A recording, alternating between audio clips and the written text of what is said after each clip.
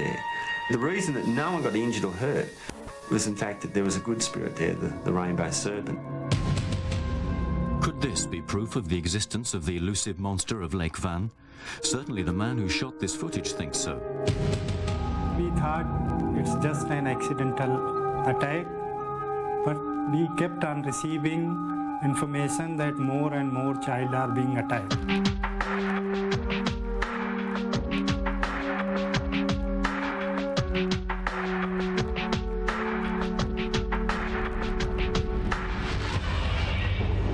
Is there a monster in Turkey's Lake Van, and have India's wolves turned to baby killers? Animal X investigates the weird world of animal mystery. First we head to Australia, home to the intriguing rainbow serpent. Andrew White and his wife Liz had an ambitious dream: to dive in one of Australia's driest and most inhospitable deserts. There is water out here, lots of it, but you have to go deep into the largest underground water system in the world. Animal X travelled to outback Western Australia to the Nullarbor Plain to relive an incredible tale of survival, one linked to an ancient mythical creature. Nullarbor is basically a large, featureless plain, and it's dotted by these large sinkholes, and they were the things that we were mostly interested in because they led to the water table some 100 metres below the Earth's surface.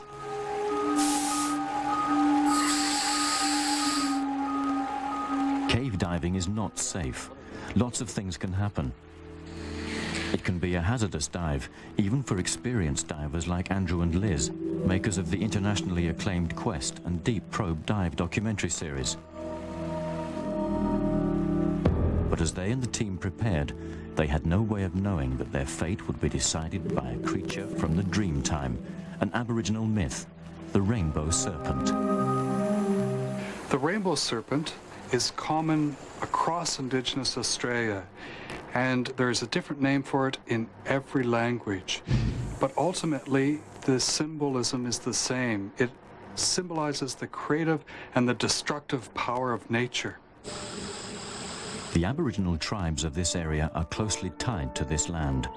Land is spiritual to them. It has personality. It must be respected.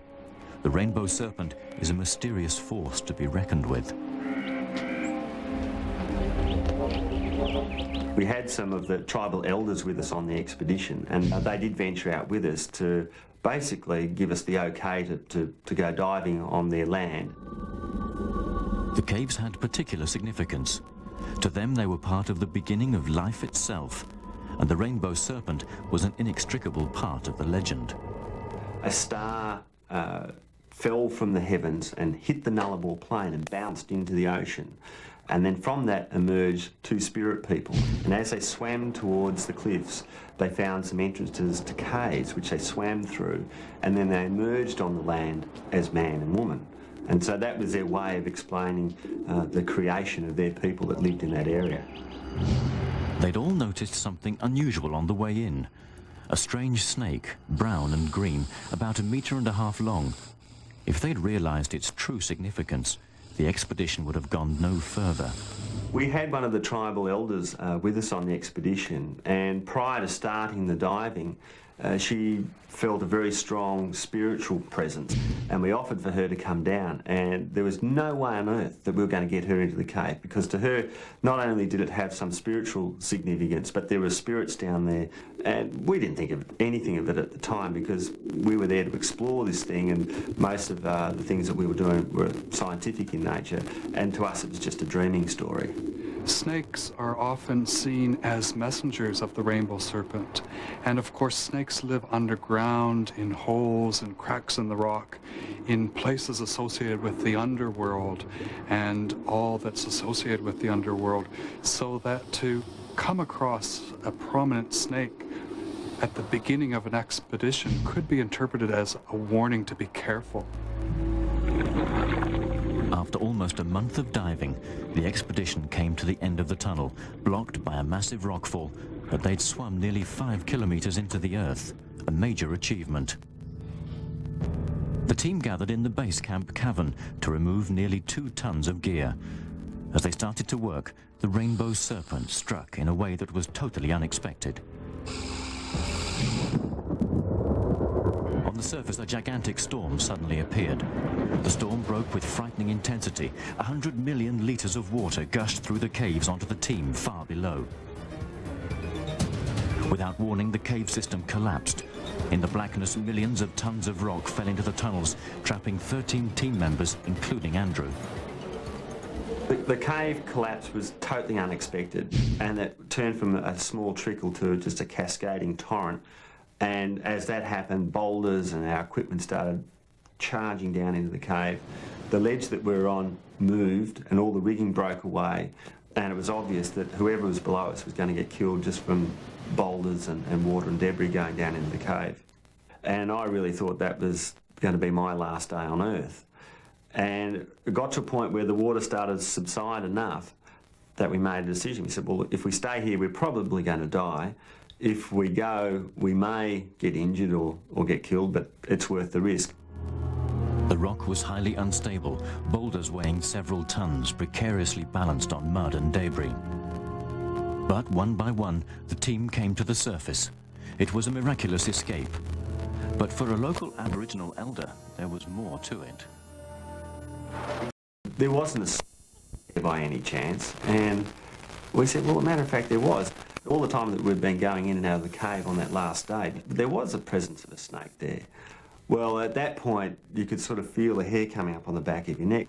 But he said the reason that no one got injured or hurt was, in fact, that there was a good spirit there, the rainbow serpent, and there was the physical presence of the snake.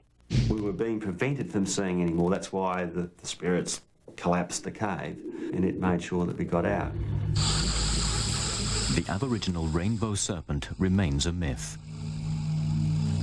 A symbol from an ancient culture difficult to understand. But to the Aborigines of the Nullarbor Plains, the rainbow serpent is among them, guiding their spiritual path and protecting their land. Just as there have been many reported encounters with Australia's rainbow serpent, there have been hordes of documented sightings of a monster in Turkey's Lake Van. In this case, though, some claim to have pictures to prove it. Beneath these shining waters, it's said there lurks a creature unlike any other. Huge and mysterious, it haunts the depths of the world's biggest saltwater lake, rarely breaking the surface.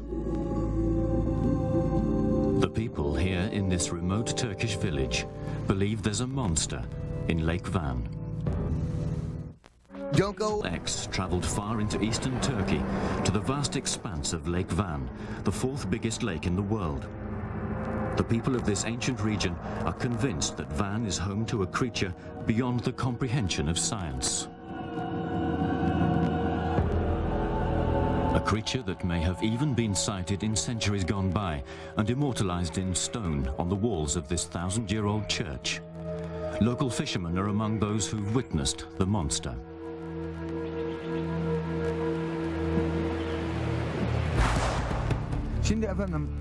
Hasan Moloaglu says he saw it about 35 years ago. He was coming to work one morning when he noticed something out on the lake, about 150 meters away. He says the strange creature was moving through the water. Before the sighting, this fisherman was like many others here, believing the monster existed only in folklore. Now there's new evidence that has not only the locals, but the whole world talking about Turkey's lake monster. Could this be proof of the existence of the elusive monster of Lake Van? Certainly the man who shot this footage thinks so. He's a teaching assistant at Van University and has been studying the creature for many years. Unal Kozak says he set up his camera at a well-known location where the monster has been seen before. He waited there and eventually got more than he'd bargained for, as the creature appeared not just once, but 3 times. As part of his intense research, Unal says he's interviewed at least 1,000 people who claim to have had a sighting of the lake monster, and he admits over the years his quest to find it has become somewhat of an obsession. But the 26-year-old is not the only person who claims to have captured moving images of the creature. Nesimi Didi says he was walking along the lake's edge, taking shots with his video camera, when he noticed something moving out in the water.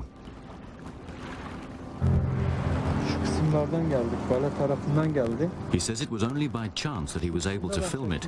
He says it moved along the lake, eventually ending up near an island, the island of Akdamar.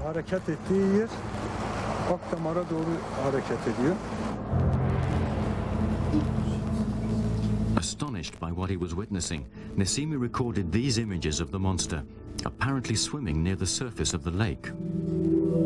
He says it only disappeared from view when a plane flew overhead.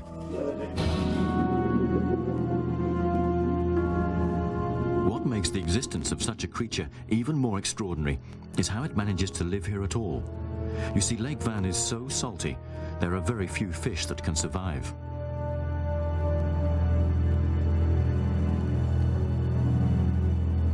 Dr. Osman Çetinkaya is the head of the Turkish Fisheries Department. He says only one type of fish and various plankton have been found in Lake Van. Tests with rainbow trout showed that they only survived for 15 minutes when released into the water.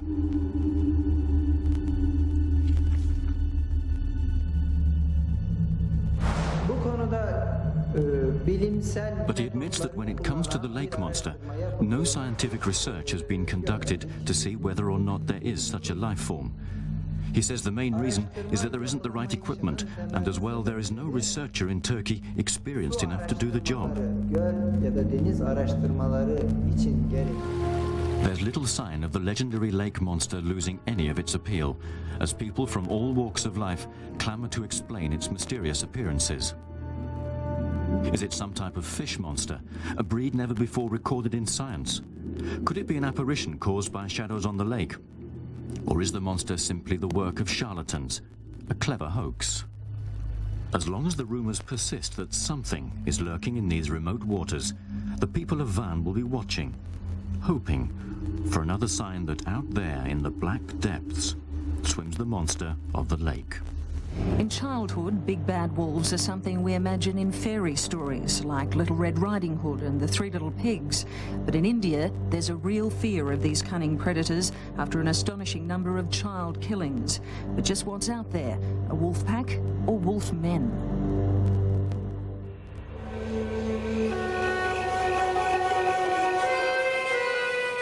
In northern India, nightfall brings with it a certain terror. All ears are tuned for the sounds of hungry predators in search of young, vulnerable victims. A killer wolf pack that so far has been blamed for attacking more than 70 children.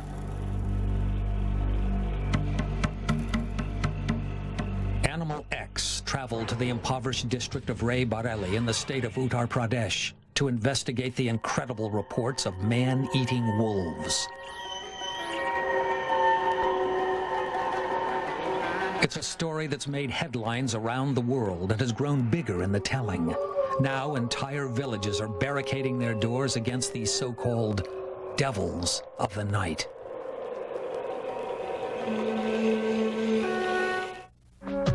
There's more animal Lakam Singh says the first attack occurred in March 1996. Most of the victims had been between 1 and 3 years of age, although the wolves have gone for older children too. Some mothers claim their babies were snatched right out of their laps and dragged off into the night. 76 children were attacked, 45 of them killed and eaten, 31 left wounded. It's a record in 20th century anywhere in the world. 11-year-old Sumitra Singh is one of the lucky ones, a survivor of this terrifying phenomenon.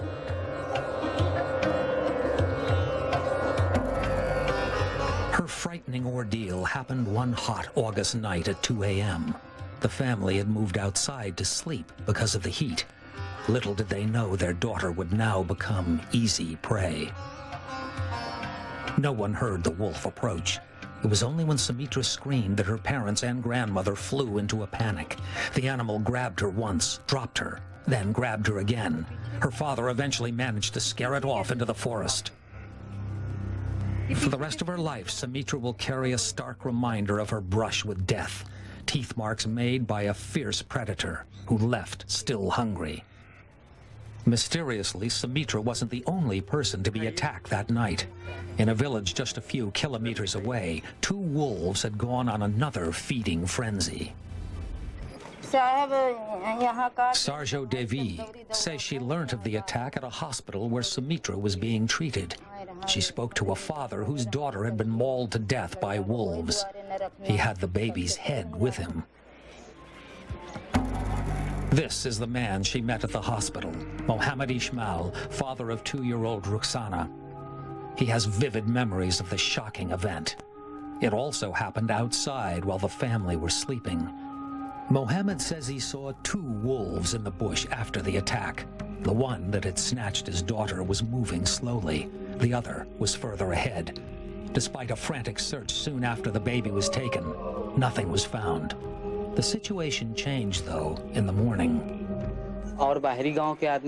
Mohammed says the search party spread out to cover more ground to look for the killers as well as his child. At 6:30, they made a horrific discovery. They found the lower half of the baby's body. Further on, they found the baby's head. Her torso was missing. For Ruxana's grandmother, the memory of that night is an extremely painful one. She was there when her granddaughter was snatched from her bed and remembers how helpless everyone felt when they could not stop the wolves from taking her. Now, families have been told to take precautions, not to leave children outside after dark. Villagers have also organized groups of night watchmen so that someone can always be on the lookout for stalking wolves.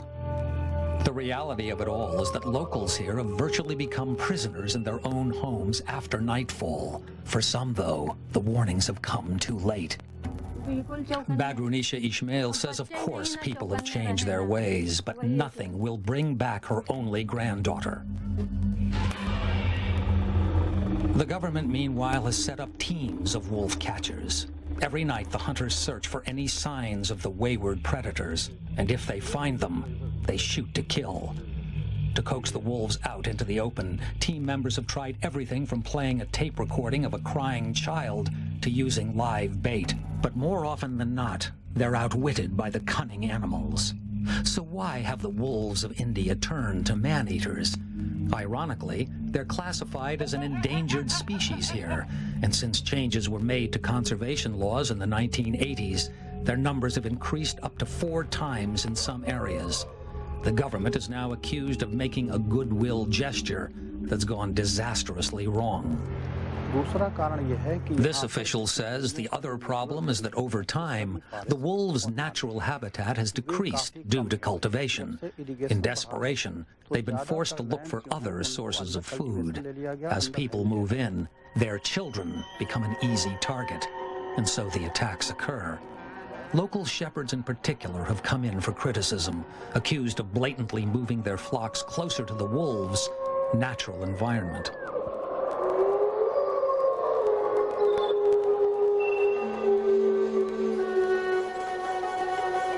With the situation at crisis point, the government has waived its conservation laws allowing people to kill dangerous wolves in self-defense.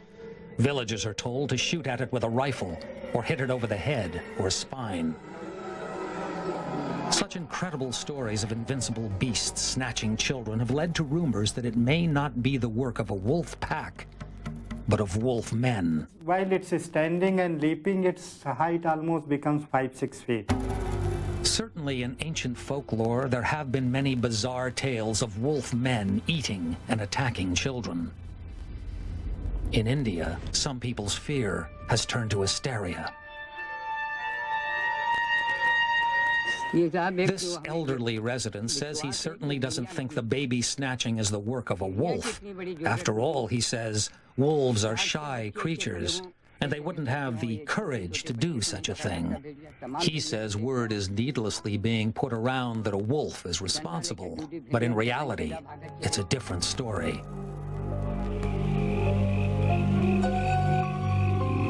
So, could there be wolf men lurking in their midst? Those who believe in the werewolf theory claim to have seen a creature with superhuman powers, capable of changing its form. And stopping the rumors has proved all but impossible, despite official announcements that the wolves are definitely not human.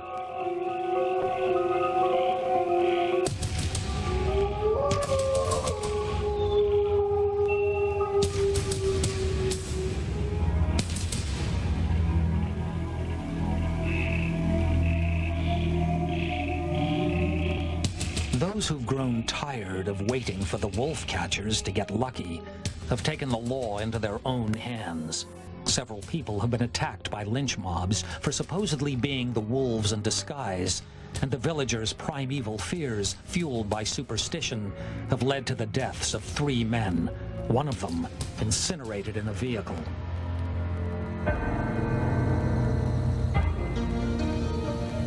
Wolf men?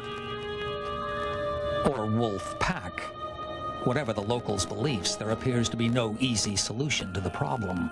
With the government sticking to its plans to make wolves an endangered species, their numbers will continue to increase just as northern India's population continues to grow. We'll return. It's said there are stranger things in heaven and earth than we can think of. Ultimately, the symbolism is the same. It symbolizes the creative and the destructive power of nature.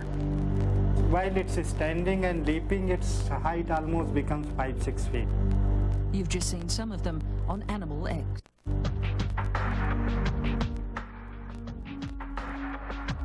Oh, rats! What's wrong? Rats! They're dirty and vicious and they're everywhere, including on Twisted Tales. And they're the most successful mammal on Earth after man. Maybe you're just threatened by that. Maybe you're crazy. Watch Twisted Tales on Animal Planet and see for yourself. And find more Animal Planet at discovery.com.